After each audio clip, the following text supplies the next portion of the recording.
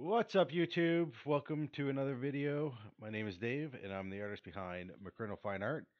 And yesterday, I taught you how to create a posterized image that you can trace onto any size canvas, board, or whatever you'd like to have it traced on. And we ended up printing 4 sheets of our reference photo, which was from Matt Philleo's Fall Acrylic Portrait Challenge. The link is in the description below. Please check him out. Here we have our 4 printed pieces. That's going to be on our 16 by 20 canvas that I have right underneath it. And as you can see, if I line this up, we're going to have 4 pieces to make our portrait image. Now, if you look really closely here, you'll see that there are slight areas that need to be trimmed. That's going to be all around the image.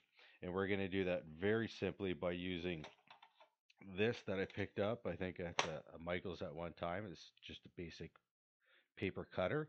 What I'll do is slide the paper on the inside like that, line it up to the top, line up the edges that need to be cut off. Just that white edge needs to be cut off.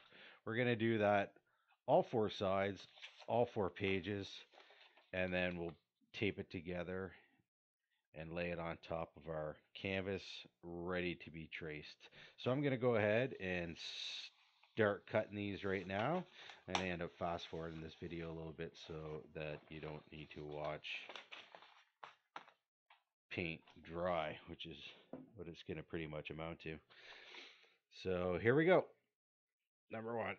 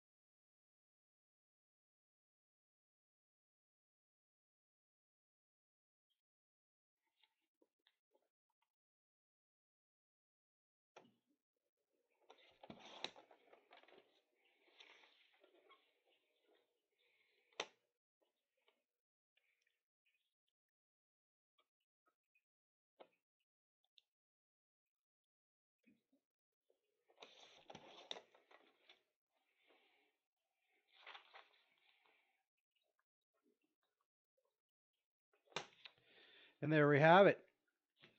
All 4 pages complete. We'll get rid of this. Get that out of the way. Let's grab our canvas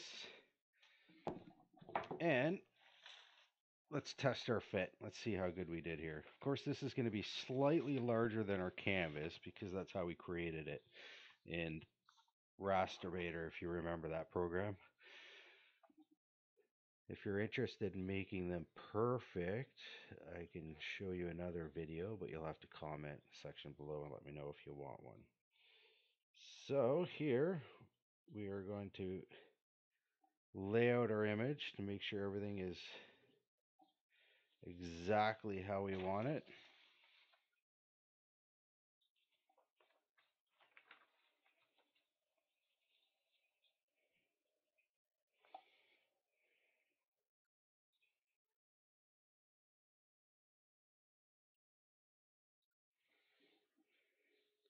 And that looks pretty good to me. So I'm going to verify with my image and make sure that everything is the way it is. So bear with me here. I decided I was going to actually use the margins option in Rasterbator. If you remember yesterday in our video, I turned off all the margins. But today I thought I would show you what it looked like with them on. And I'm going to add a little post right about now for the settings that I used here. And so you can go ahead and follow along. If you'd like to print it out like that, then go ahead. I would like to show you a slight difference though, if you can see it here. Here it shows you the margin lines, the areas that you're going to cut off, which is nice to have always. It shows you where you need to go. But also, it prints it off slightly larger. So you'll notice on these two, on her face, you'll see that she's got more eye on this page than is necessary. And when I do my stuff, I kind of like that a little bit more because there's two reasons for that. One, nothing ever gets clipped and cut off, ever. So having a little bit too much is a lot better than a little bit too little. But also, it allows the pages to sit over top of each other a slight amount. So when you tape them together, you don't have any gaps or holes in the middle of it.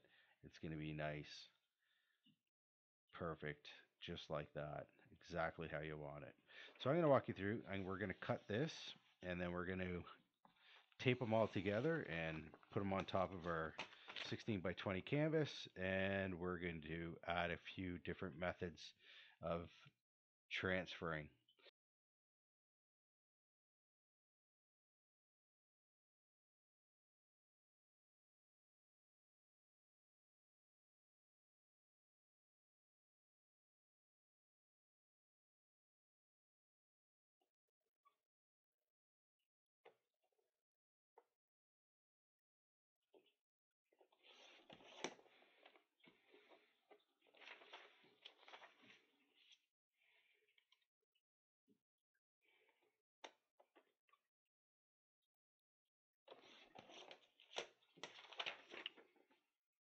Four.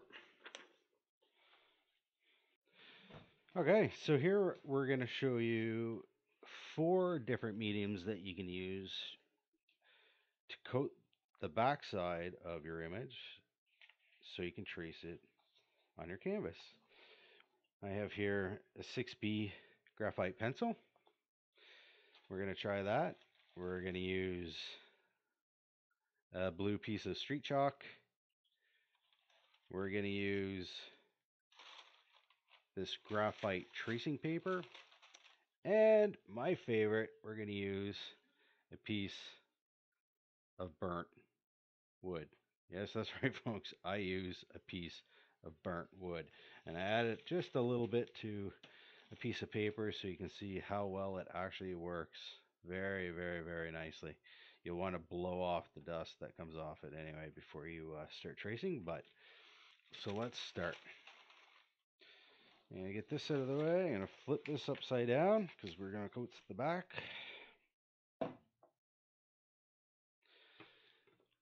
Chalk. I'm only going to do a little bit. I'm not going to do this whole thing because I'm not going to be tracing the whole thing. So I'm going to get areas that are most important around the face. And the chalk and stuff, especially because it comes in different colors. I have blue there. I also have white and pink. So when I do a background, I usually do the background first, then I place my image on top of it. That way my background's seamless. I don't have any brush strokes going around my image. I'm not a huge fan of that.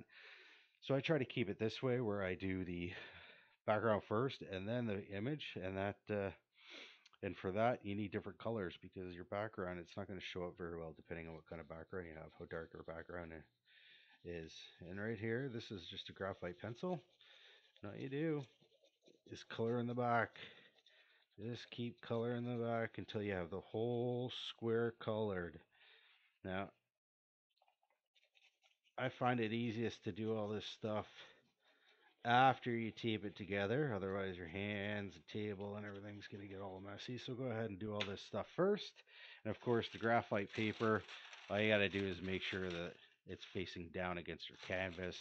So I'll add that after when we lay down our image. And here, my piece of wood. Definitely my favorite.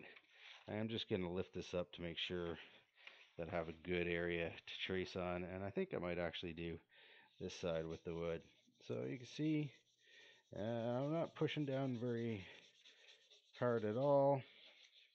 And it feels quite nicely. In fact, it feels the best than anything that I've tried.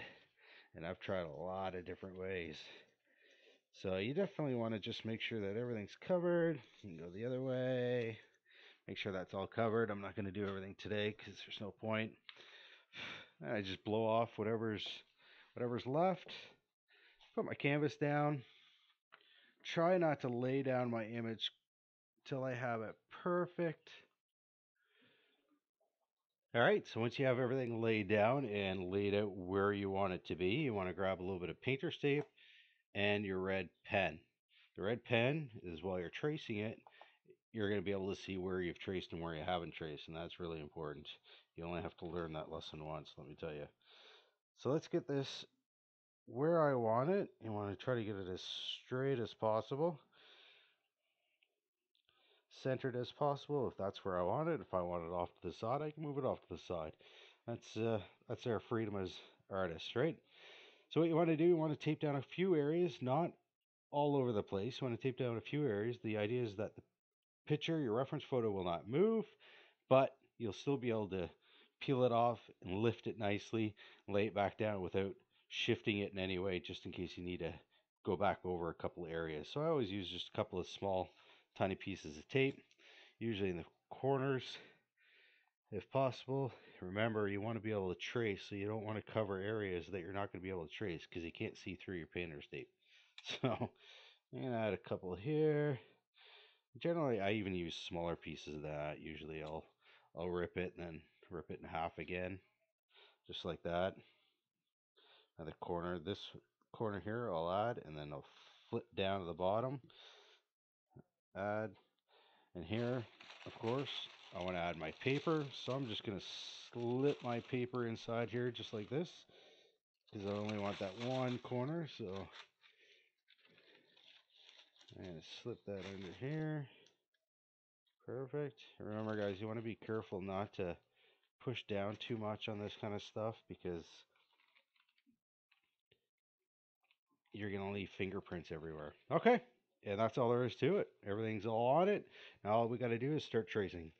So you want to use mild to moderate pressure. I'm not going to get everything exact here. Remember, I didn't really fill the pages like I should, but you'll at least be able to get the areas that you want in a nice color in areas that you know are shaded. It's the nostril. You'll want to know where that is. I'm going to trace that like that. This is darkened area here. Yeah, a couple of lines here.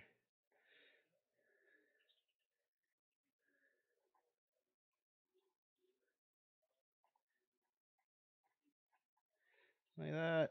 You can do the hair, her face. Remember, when you're doing this, you're going to make sure that you've taken your time. Here, I'm not going to take too much time, but you get the idea. Areas like this, what I would do is generally just fill in areas of darkness, just like that. And of course, her lips, right? Like that. And if there's not enough detail in it, go ahead and go back to your reference photo, go back to Photoshop or GIMP, whatever you're using, and go ahead and modify those dark spaces so you can see it a little bit better. Increase the darkness. That's it. So I'm just going to outline her like this, outline her like this, add a couple lines here maybe, right? Remember, this is the area that I used my burnt piece of wood, so we're going to be able to see which one's best and which one's not so best. I know these paper work really good. They make very skinny lines, very easy to see, but I find it a little bit difficult to get rid of. But the burnt wood, you can literally just take your finger and just easily wipe away. Now you can do all these shapes, all nice, whatever. Right? I'm not going to take too much time here, so these are all the pleats. There we go. And then when we want to look at it, we just take up an edge here, take up this edge here, lift this up.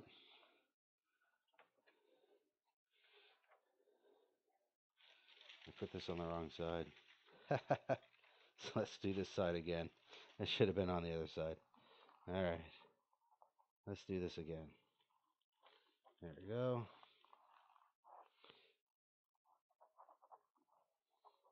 That's that. Do that. That. That's that. Alright. So let's check this out, shall we? Alright, so here we got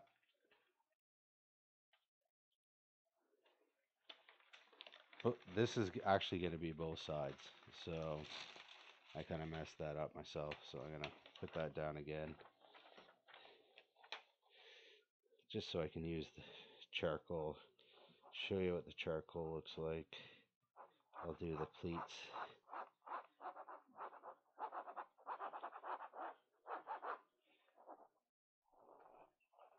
There we go. Now you can see the pleats that I did with the outside burnt wood, and this side here, the very thin lines are with the paper. And then on this side, on the top, we have our chalk, which you can't really see very well. You can see around the face quite a bit. And then this side, we used our 6B pencil. So I'm going to take this off a little bit here so you can see it a little bit better. Get rid of that. Raise it up. See if you can see this side of her face right here. That blue line right there is the chalk. Remember, I didn't really add that much chalk, so it's not going to show up very well. But you can see it shows up nicely. And if I wipe it, I'm able to wipe it away almost completely just using my finger, if my finger wasn't so dirty. And then the left side here of her face, you can see that's done by the 6B pencil. And then this side was done by the transfer paper. And then I did the pleats and everything with the burnt wood. And then this side is the transfer paper. On this side is the transfer paper. You can see the lines are very thin, very pencil thin, and they stay on really, really good. They don't come off.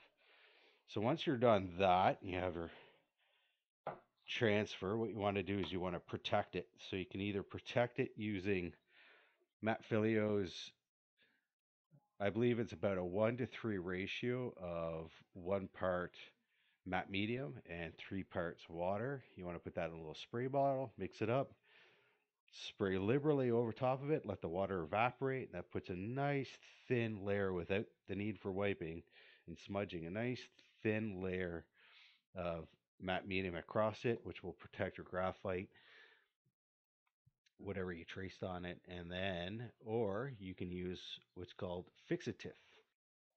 Now, fixative is a spray that comes out nicely. You don't need too much of it. One can will probably do a very, very long time. And you just spray nicely across it. Make sure you get every little spot so you don't have any smudging in any little surprise areas. And that's it. Then you paint away. Enjoy your painting. Thank you again for joining me today, guys. I really, really appreciate your support. Again, like and subscribe if you like these videos. Let me know in the comments below if there's anything you'd like to see specific.